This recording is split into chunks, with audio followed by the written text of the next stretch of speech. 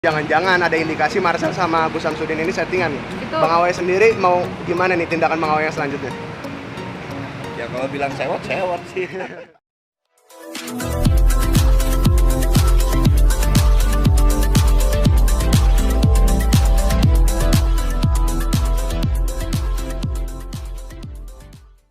Bang Awe, sebenarnya Marcel itu pernah belajar sama Bang Awe nggak sih?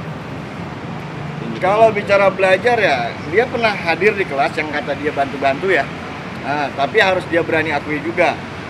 Saya setiap kali kelas itu anggota saya itu pasti yang buat bantu-bantu itu banyak. Jadi bukan karena buat bantu-bantu saat itu. Yang perlu saya tegaskan saat itu adalah apa? Karena dia butuh sertifikat dari lembaga yang saya punya. Dan saya nggak mau menerbitkan seperti dia sebelumnya.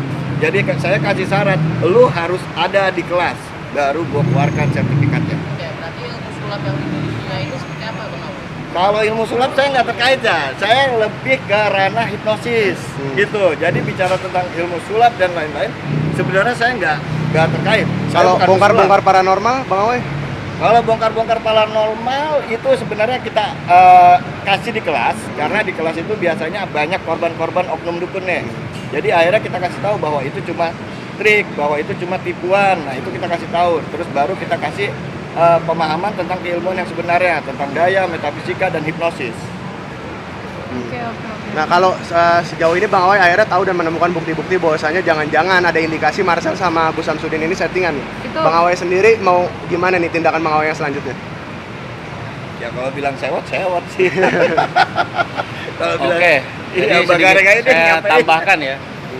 Nanti ini bukti-bukti ini saya akan putarkan, tapi tidak publik ya. Karena apa? Karena saya menjaga privasi daripada orang tersebut ya. Karena orang itu dinyatakan bersalah, bukan kita yang menyatakan bersalah, melainkan di mata hukum.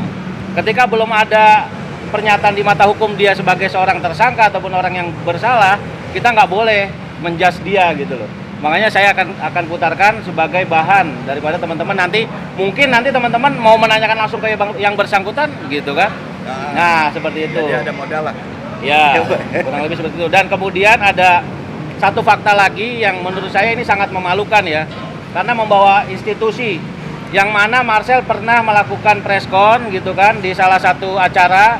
Dia mengatakan bahwasanya pihak Polda Jawa Timur itu mengundang Gus Samsudin untuk melakukan pembuktian. Pada faktanya setelah kita cek di sana, pihak Polda Jatim mengatakan tidak ada. Buktinya di mana? Fasilitasi ya. Nah, ini mungkin teman-teman sebagian sudah ada yang lihat ya, ini beritanya. Nah, ini kita langsung cross check juga nih ke Polda Jatim nih kebenarannya. Ternyata memang nggak ada tuh. Gitu. Bentar, saya stop dulu. Jadi nggak ada. Polda Jatim bantah bikin arena pembuktian pesulap merah versus Gus Samsudin.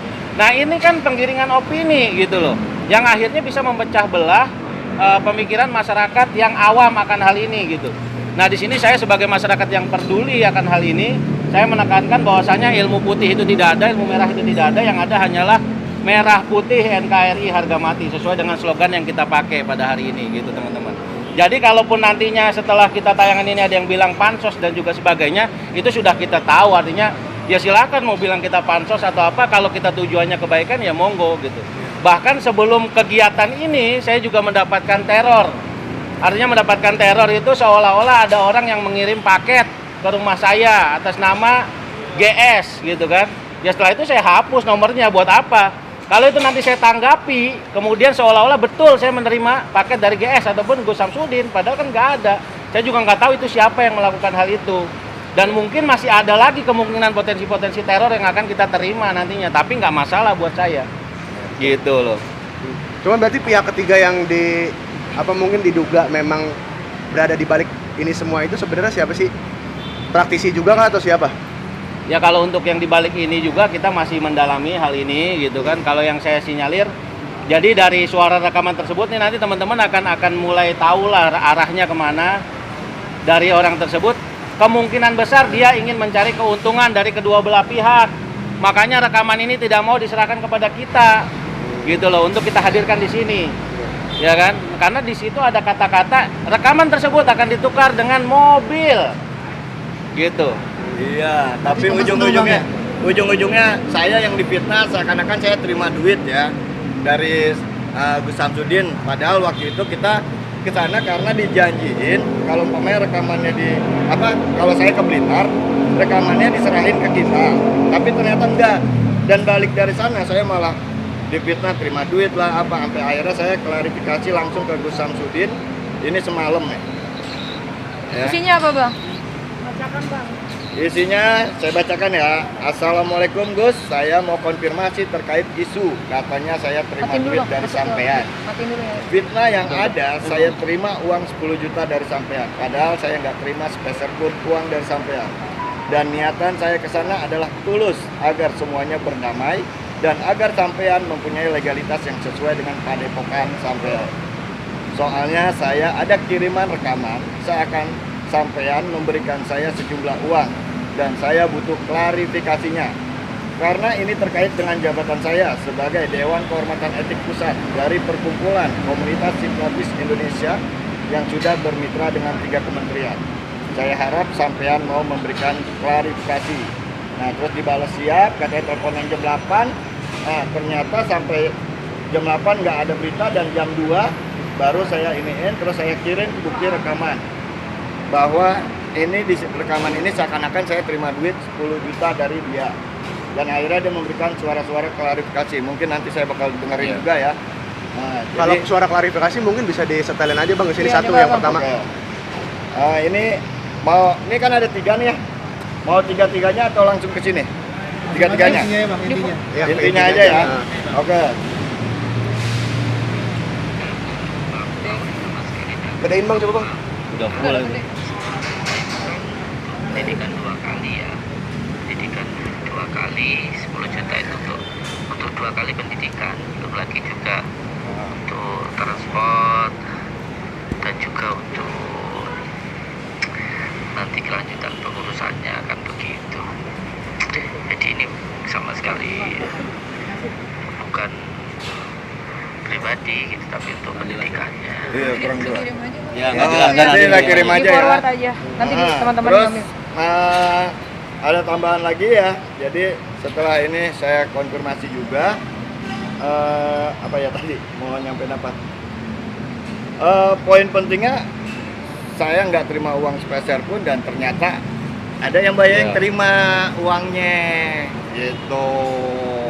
Jadi justru ada satu oknum lagi yang memainkan ini semua. Ya, dengan inisial JA ya. Iya. Disinyalir dia adalah Jadi orang yang saya memang ngerasa mencari korban keuntungan. loh. Saat ini saya ngerasa korban. Benar. Berarti inisial JA ini ada indikasi pemerasan juga terhadap Samsudin sama Marcel. Saya tidak bisa memvonis hal tersebut. Hal tersebut yang berwenang untuk memonis adalah pihak yang berwajib pastinya ya. Cuma kalau kita secara logika kita pastinya ada kemungkinan ke sana seperti itu. Bang, tadi mau dengerin apa ini yang di sini, Bang? Oke, jadi ini sebenarnya menurut saya ini melanggar etik ya. Karena apa? Karena ini adalah rekaman daripada pembicaraan GS dengan MR ya, yang dikirim oleh Mas JA kepada tim kita, kurang lebih durasinya 23 detik. Nah ini kurang jelas, memang kecil suaranya. Iya, kecil. Nah, nanti kita dengerin makanya itu. Nah, apakah yang dimaksud oleh pesulap merah ini, rekaman tersebut adalah ini ataukah bukan? Nah, ini yang bisa menjawab adalah kapasitasnya dari pesulap merah itu sendiri. Karena kan selama ini kan yang bersangkutan kan selalu berusaha untuk melakukan hal yang lain-lain. Bahkan dia juga menurut saya adalah orang yang tidak konsisten. Karena apa? Ketika dia menyatakan sesuatu pasti akan ada hal lagi yang berubah di kemudian harinya. Bahkan dia juga mengatakan, saya tidak pernah takut menghadapi apapun karena saya punya Allah. Tapi kenapa dia harus bertemu dengan orang-orang besar nih sekarang nih? Kita ketahui kan dia menghadap ke pengacara ini, buat apa? Kalau dia benar seharusnya tidak perlu menurut saya gitu, sebagai orang bodoh lah kan gitu. Dan juga di sini saya sangat menyayangkan sekali saudara Marcel ini membawa Pancasila ya. Yang kita ketahui bersama, Pancasila ini adalah ideologi negara kita. Hal yang sangat disakralkan, dasar negara kita itu adalah Pancasila. Sedangkan dia menyebutkan Pancasila itu yang pertama sila ketuhanan yang Maha Esa. Kemudian dia bilang bukan perdukunan yang Maha Sakti. Seperti apapun alasan dia, menurut saya tidak boleh seseorang itu menggiring opini dengan mengatasnamakan Pancasila. Sedangkan yang dia katakan menurut saya adalah esa sila. Kenapa begitu? Karena dia hanya mengatakan poin pertama saja. Karena menurut saya Marcel ini tidak paham dengan tentang Pancasila. Karena kenapa? Orang yang paham tentang Pancasila harusnya tidak melakukan hal seperti ini sehingga membuat masyarakat gaduh dan terciptanya persatuan Indonesia seperti yang ada di Pancasila akhirnya kan rusak gara-gara hal tersebut. Jadi menurut saya agar lebih berhati-hati memberikan statement dan juga segeralah melakukan konfirmasi dan permohonan maaf. Bukan melalui pengacara, tapi melalui dia langsung. Selepas dari kegiatan-kegiatan dia pembongkaran dukun dan juga sebagainya, itu sangat setuju sekali saya. Bahkan saya dengan Bang Awai sangat mendukung itu. Tanpa dia harus memohon kepada orang lain minta dukungan, mungkin kita secara sukarelawan akan mendukung itu. Karena kebetulan ya kita juga banyak kenal dengan praktisi-praktisi di luar sana begitu. Oke kan? Jangan lupa ya di subscribe dan nyalakan lonceng notifikasinya.